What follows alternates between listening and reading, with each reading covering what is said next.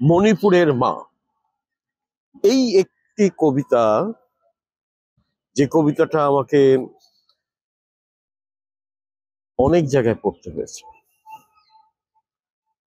পশ্চিমবঙ্গের এমন কোনো জায়গা নেই যেখানে আমি পড়িনি। পশ্চিমবঙ্গের বাইরে পড়তে হয়েছে, ভারতবর্ষের বাইরে পড়তে হয়েছে। এই মুহূর্তে মনে পড়ছে গ্রিসের কথা। বলা যেতে পারে এই কবিতাটা পড়ে শোনাবো বলেই আমাকে গ্রিসে যেতে হয়েছিল। 2008 সাল, আর কবিতাটা লিখেছি 2006, যখন মণিপুরের 14 জন মা হাতা খুন্তি ফেলে আসাম রাইফেলস হেডকোয়ার্টার্সের সামনে দাঁড়িয়ে, নগ্ন হয়ে দাঁড়িয়ে প্রতিবাদ করেছিলেন। ইন্ডিয়ান আর্মির রেপাস এই বলে একটা বিরাট ব্যানার টাঙিয়ে প্রতিবাদ করেছিলেন।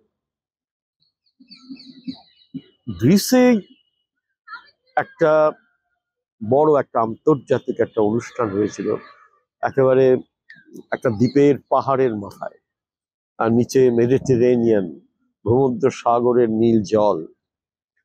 সেই নীল জলে ছোট ছোট বেবি অক্টোপাস ঘুরে বেড়াচ্ছে, আর ওখান দিয়ে গ্রিসের সেই দ্বীপের ভেতর দিয়ে বাইজান্টিয়াম সভ্যতা ট্রেইল চলে গেছে। তার চিহ্ন খুঁজে খুঁজে কবি লেখকরা প্রায় প্রতিদিন সকালে বেরিয়ে পড়ত। সেখানে আমাকে এই মণিপুরের মা কবিতাটি পড়ে শোনাতে হয়েছিল, ইংরেজিতে, বাংলায় এবং অন্য আরো একটি ভাষায়।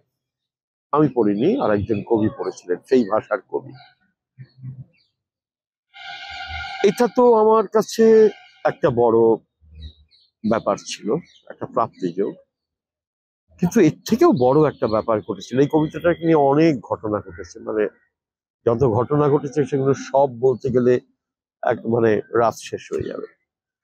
আরেকটা ছোট, কবিতাটা পড়ার আগে আরেকটা ছোট গল্প বলছি, যেটা এই গ্রিসের গল্পের থেকেও, মানে গ্রিসে যাওয়ার রোমাঞ্চের থেকেও বড় একটা ঘটনা ঘটেছিল।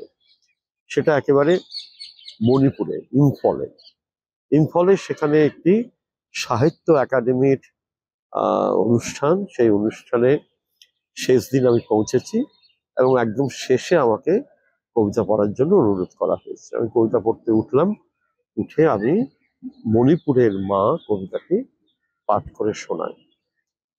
তো একদম সামনে অডিয়েন্সে, একদম প্রথম রোতে একজন খুব বয়স্ক প্রবীণ মানুষ, বৃদ্ধ মানুষ, অশক্ত, তিনি বসে ছিলেন, তিনি শুনছিলেন। তো আমার কবিতাটা পড়া শেষ হওয়ার পরে তিনি ওই প্রায় কম্পমান পায়ে আস্তে আস্তে মঞ্চের দিকে এগিয়ে আসছেন এবং একটা হাত আমার দিকে এগিয়ে দিয়েছেন। আমি ঠিক বুঝতে পারছি না, এবং তিনি পকেট থেকে দুটি 500 টাকার নোট বের করে তিনি আস্তে আস্তে এগিয়ে আসছেন। আমি খুব বুঝতে পারছি না, আমি খুব বিহ্বল হয়ে আছি। তখন আমার পাশে ছিলেন কিরণ কুমার। তিনি ছিলেন মণিপুরি, তিনি একজন মণিপুরি কবি, এবং সেই সময় তিনি মণিপুর ভাষা ও সাহিত্য একাডেমির উনি ছিলেন কনভিনার। তো উনি বললেন, প্লিজ শুভজ্জি, অ্যাকসেপ্ট ইট। তো আমি তার আদেশ অনুসারে আমি তার দিকে আস্তে আস্তে এগিয়ে গেলাম। সেই বয়স্ক প্রবীণ মানুষটি আমাকে ওই দুটি 500 টাকার নোট আমাকে দিলেন, এবং আমি সেটা গ্রহণ করলাম।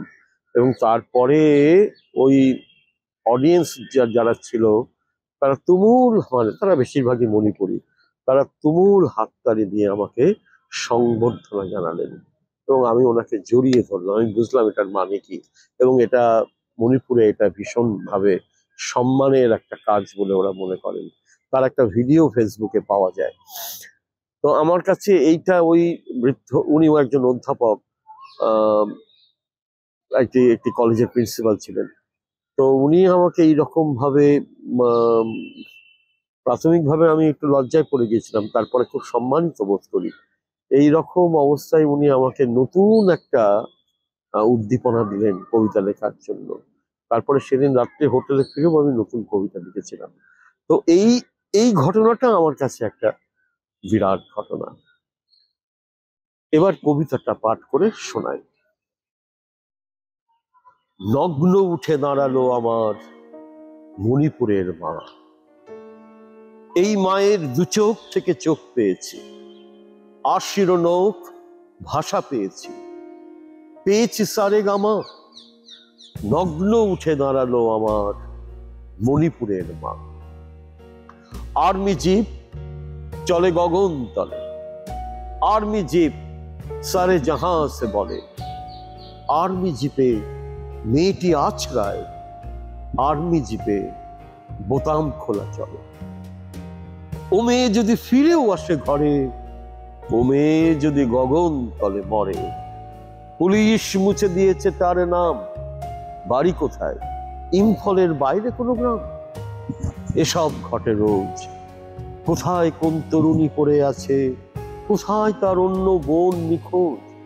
শুধু তাদের চুনুরি চলে গেছে। কিন্তু আজ জুলাই মাসে হারালো বিপদ সীমা। উঠে দাঁড়ান নগ্ন হয়ে স্তন্যদায়িনীরা। পৃথিবী দেখ মায়ের বুকে কখানা উপশিরা।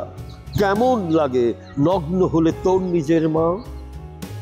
আসাম রাইফেলস যেই বন্ধ করে গেট, যেখানে আমি ছিলাম সেই মায়ের তলপেট, সেখান থেকে বেরিয়ে এলো এক গরম গঙ্গা।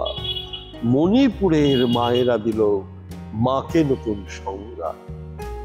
যেখানে আজ মায়েরা হাঁটে নগ্ন হয়ে মিছিলে, জলনায়ক স্থলনায়ক তোমরা তখন কি করছিলে? ভাবছ নাকি তোমার মা আজও আছেন পরমা?